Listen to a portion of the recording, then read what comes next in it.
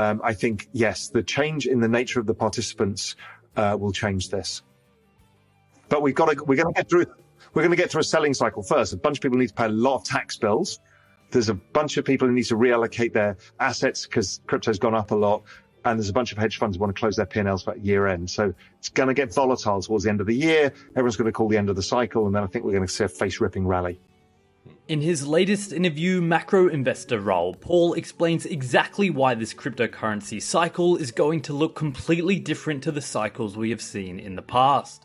Raoul explains the types of pullbacks and sell-offs he expects to see, and also discusses what he thinks will be the worst case scenarios are for the entire crypto space, including its greatest risks. Make sure to stick around to the end of the video where Raoul explains to new investors to the space exactly what their advantage is and how to best make use of it. Also, I will cover the latest on-chain Bitcoin and Ethereum data to see how it stacks up against Raoul's thesis and where it suggests the price is likely to go in the short term. Finally, only a small percentage of my viewers are actually subscribed. If you enjoy finance content, consider subscribing or liking the video. It's free and you can always change your mind. It's a good question. I don't know. I really don't know. Obviously, it's a very volatile asset class.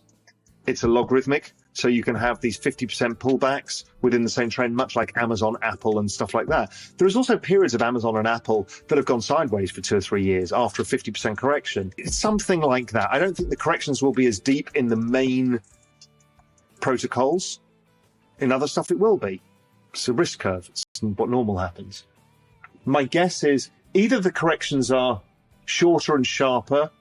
Actually, I don't know. Shorter and sharper, or just shallower and longer, or none of the above. I don't know. It makes it really hard to navigate. But, you know, I'm actually on the side setting up a fund of funds to exactly deal with this issue because it's impossible to know what to do. I don't think there's a worst case scenario.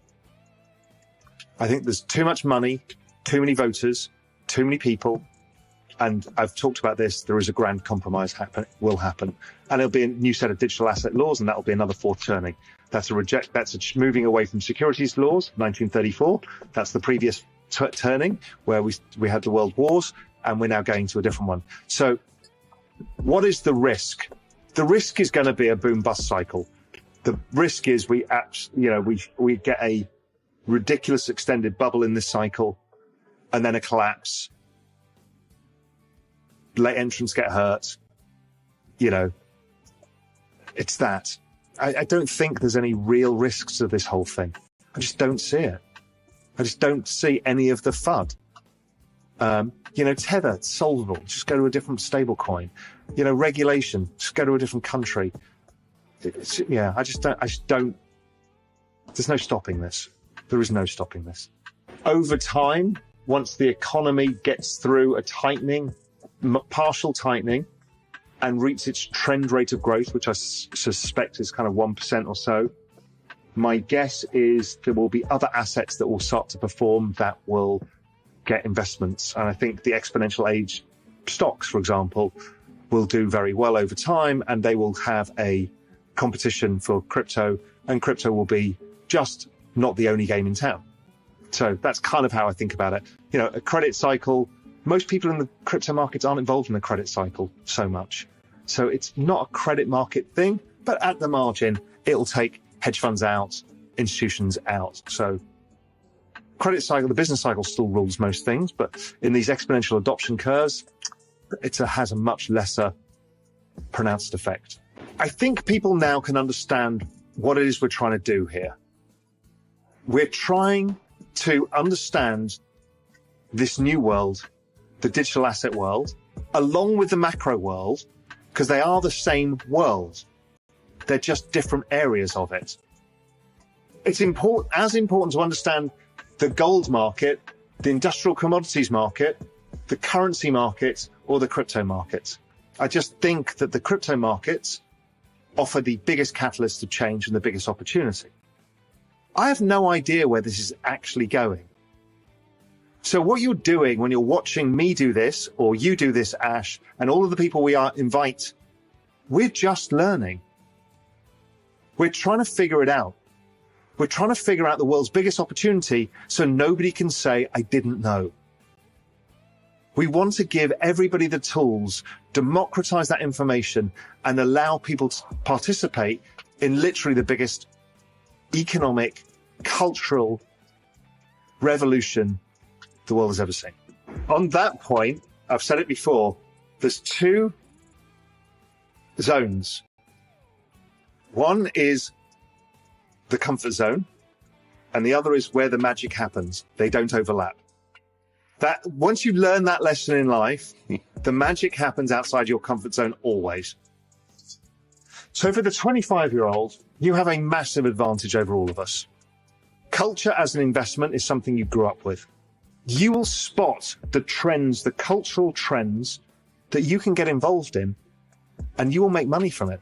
This is a different world. You don't have to be the guy who needs to understand stock markets or currencies or yield curves. You don't have to be that person anymore.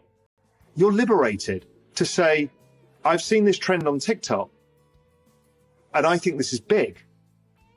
And you can be part of it because of the tokenization of the world or the NFTs. So you have an advantage over me, over Ash, over anybody.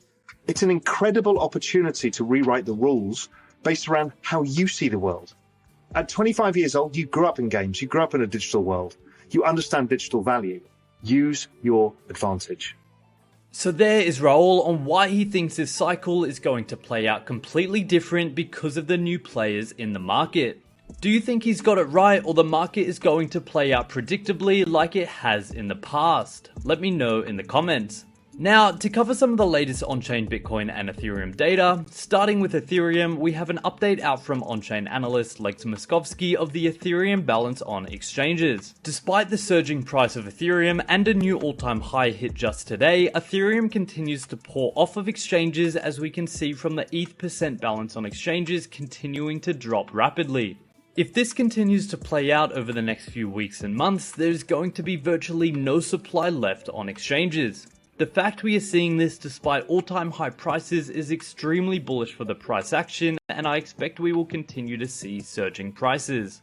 Now, moving to some on-chain Bitcoin data, out from Bitcoin platform Sentiment, we have another update on Bitcoin whales, which is wallet addresses that hold between 10,000 to 100,000 Bitcoin. This represents holdings between $68 million and $680 million, so it's either very high net worth individuals or institutions. Again, as you can see, we observe the trend of whales continuing to buy up BTC despite surging prices and all-time highs. Whale holders having this much conviction and continuing to buy and add Bitcoin to their positions at all-time high levels is also extremely bullish in the price, and I expect we will continue to see surging prices in BTC as well.